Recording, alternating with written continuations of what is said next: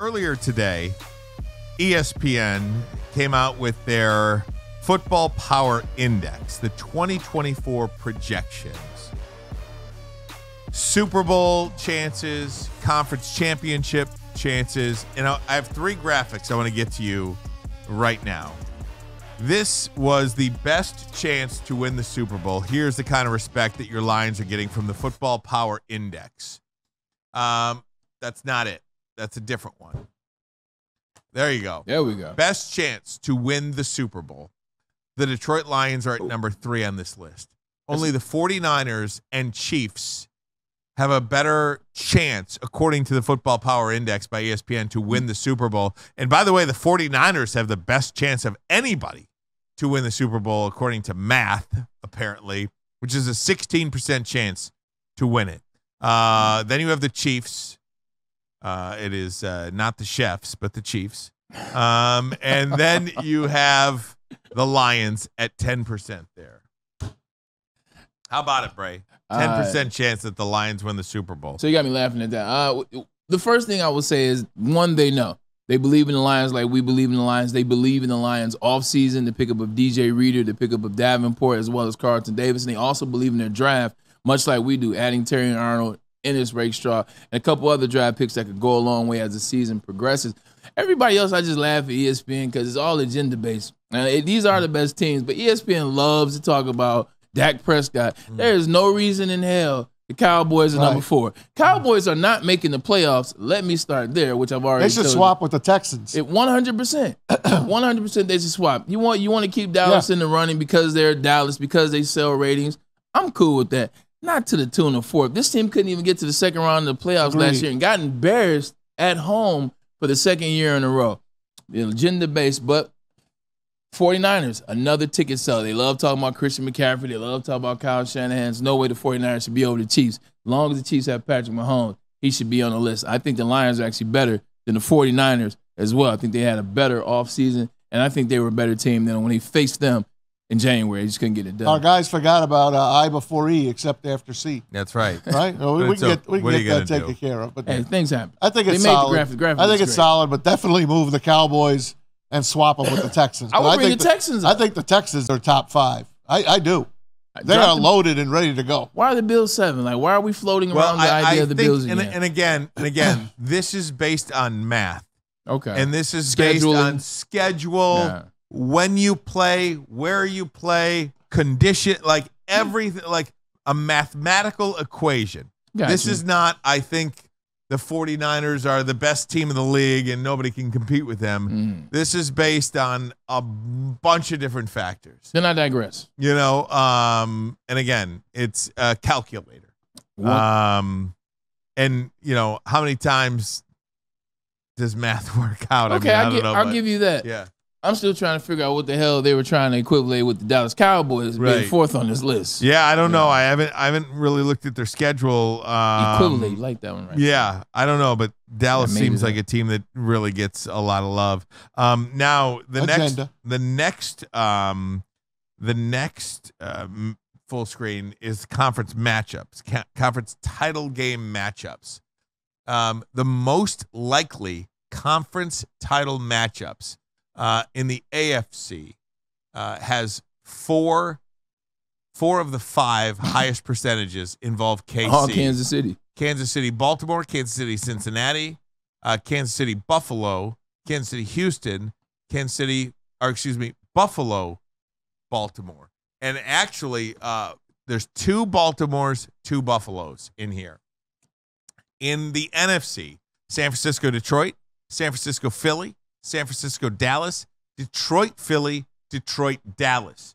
So 3 versions have San Francisco, 3 versions have Detroit, 2 have Philadelphia, 1 has Dallas. Quick question. 2 has Dallas. 2 has Dallas. Quick question, Maz. I'm going to ask you. Which of these games, AFC and NFC included at the same time, would you think would be the largest draw? Kansas City, rematch. Cincinnati. KC, Baltimore, rematch. You would KC, Cincinnati, second. You think that over San Francisco and Dallas? They're 2 of the largest NFL. I thought you meant AFC. No, I said AFC and NFC included. All together? Yeah, all together. San Fran, Dallas is the biggest audience. I don't. But maybe Detroit now takes over. I don't think I think people are sick of San Francisco. They've been in it too much now. San Francisco, they've been in 5 straight title games, I think, or something like that. I think Detroit, Dallas might break the record. Detroit, Dallas, that might break a record if Detroit, Dallas plays. Right? People want to tune in to see that. I thing think again. that would be a bigger draw than San Francisco. San Francisco's been in it too many years now. People, I don't think people. San Francisco is the number 1 team on the West Coast. Like once you get past once you get past the Midwest, San Francisco becomes 100% their largest team. So I'm looking at San Francisco 5 championships going against Dallas. He's just saying people are sick of them. No, true. Yeah, but just like we were like, Michigan, I'm not going to be excited till it gets closer. You start to get that ramp up of Dallas and San Fran and the history and the things. And how many times are they going to show that catch in the back of the end zone by Clark? Dwight Clark, baby. But Detroit, fair enough. But Detroit definitely is. I would put them the number 2 team that people want to see. They're becoming America's darling. There's no question about it. Totally agree with you. Now they got to finish it off this year. Pause. When your fans show up, like people around the country see it, and it's like, I saw what you did there. Right. Most likely Super Bowl matchup. Oh, here we go. Ready? Ooh. Most likely Super Bowl matchup. Here we go. Kansas City, San Francisco is the highest here. And then there are 4 different matchups at 4%. Those involve Baltimore, San Francisco, and then you have Kansas City versus Detroit, Kansas City versus Philadelphia, Kansas City versus Dallas. Then you have another couple that are 3% likely. Involving Baltimore and Detroit among them. Green Bay, this is the first time we see Green Bay on this list. Green Bay not involved in any conference championship mathematical matchup that is high, but they've somehow got them in the Super Bowl against Kansas City. So, I don't get that one. I don't either. Baltimore versus Detroit is a great matchup. All of these matchups are great. Not if they played in Baltimore. Buffalo gets a lot of love. I feel like personally, I feel like Buffalo is a worse team, but they are getting an awful lot of love from this. Buffalo and Dallas belong together. Yeah, 100%. Like they're both on the bubble. Let's face it, they're on the bubble on their way out. They are. Buffalo and the Dallas Cowboys, they're not even the second best team in their divisions. They're not even the second best team in their division this year. Good point. I'm telling you, they're not going to be there when it's all said and done. So you think the Giants or Washington are better than Dallas? I think the Eagles and Washington. Well, Eagles are on top. Well, I'm saying they're not even the second best team. So I said, Washington. I think Washington's going to be the surprise in the league. Ryan said the same thing, I do believe. And the Giants' defense is damn good, but their offense is a question mark. Yeah, you see what Giants added defensive and yesterday. They got them penciled in for 6.5 wins. They're getting no respect, the Giants. No, well, they got no quarterback. They've got no quarterback. And again, it's the difference between some of these organizations that and even we're going to get to see them. Even Pittsburgh, though, if you look at what Pittsburgh did, Pittsburgh took a first-round quarterback. I know 20 and picking at 6 is different or whatever, but you take your first-round quarterback at 20, you realize he's not it. You get rid of him and start over. The New York Giants picked a quarterback. They realized he wasn't it. Double down. They gave him $45 million. Triple down. And then they had after he won a playoff game. Saquon Barkley won that playoff game. I mean, he did, right? I mean, in the Daniel defense. Jones had a good game on the road, beat Minnesota. What did he do? That's how he got his money. What did he do? Fair enough. Okay, fine. I'm just saying that's why they paid him. And I can't argue that. But I think it's kind of like when you're dating a girl, when you or whatever. You know when you're going to marry her, right? Yeah. You know when this person's for you and when the person's not. It's the same way as a quarterback. Right. You know this guy's not for you. You absolutely know they're stuck with him right now. And they are stuck with him, and that's why they're going to win 6 Drew games Lock this is year. There. That's why they're going to win 6 games this year, though. We're trying to figure out how many yards Daniel Jones has. I know he didn't have a good game. Yeah, but the Lions, again, are a team that is I almost feel that this is Super Bowl or bust. Not winning the Super Bowl, but getting to the Super Bowl.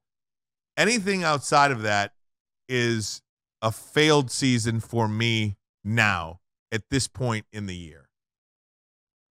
Of course, because they went to they were a minute away from going to the Super Bowl. Yeah. Anything less than that is a step back. Yeah. I stand corrected. Daniel Jones had a damn good game. Did he? When they beat the Vikings. He had 78 yards rushing, too. My God. I'm sorry. Okay. He did get paid off that game. He did. But he's a bum ever since, though. But he got hurt. Lions are getting that respect, but you know what? You know where they're getting that respect in terms of being mentioned in the Super Bowl and the percentages in the NFC Champion game, giving the same amount as San Fran. It's because they did it last year, and we didn't believe in their defensive line. And no one believed in the Lions' defensive line outside of Aiden Hutchinson. Is it Isaiah Buggs, who we'll get to talking about in a second? Is it Isaiah Buggs? Is it Aleem McNeil? What's going on with that? The secondary was atrocious. Secondary was atrocious. 5 of the last 6 wide receivers had over 100 yards. 150 yards, and the quarterbacks had over 350 yards as well. They were atrocious. They got better in those regards, and even with that, they still were 7 minutes away from being in the Super Bowl. So when you look at that, and they made that weakness a strength, at least we think so through the draft, at least we think so through free agency. So when you look at it that way, they got that far with that, and they now made that better and had a better offseason than the 49ers, in my estimation. They deserve to be exactly where they are. And not only that, you do have to consider, I do believe some of these players, all of them, I can't tell you one guy I think is going to regress this year. Take the next leap. You think Gibbs is going to regress? No. Do you think Laporta is going to regress? We didn't even understand Gibbs until game 8. Do you think Branch is going to regress? Do you think Hutchinson is going to regress? No. It's amazing that they are peaking. Do you think Campbell is going to regress? No. He's only going to get better. Braylon, I need you to answer that. But you said, is he going to regress? I don't think he regresses. Right, that's what I'm saying. No, 100%. He won't regress. I mean, these guys are going to get better for sure. I want to steal a topic for you. I know we're talking about the Lions. I want to steal one. Yesterday, we saw that Nico Collins got an extension. We talked about on the show 3 years, $72 million, I do believe. Today, another young wide receiver got extended. Jalen Waddle got extended 3 years, $84 million. What Maz and I talked about was it's the Brad Holmes effect. It's owners, it's GM saying, hey, look, what they're doing in Detroit works. As you see it on the board right now, Dolphins receiver Jalen Reeves agrees to terms on that 3-year extension, but it's working. And they're like, they don't have any infighting. They got a bunch of guys that respect each other. They've created a community doing it this way. Why play around with the money? Like, we know we want to extend this guy. Let's just extend it. Brad Holmes and the Detroit Lions are now becoming the blueprint to certain things. Who the hell thought we would ever be able to say that? They're setting the trends.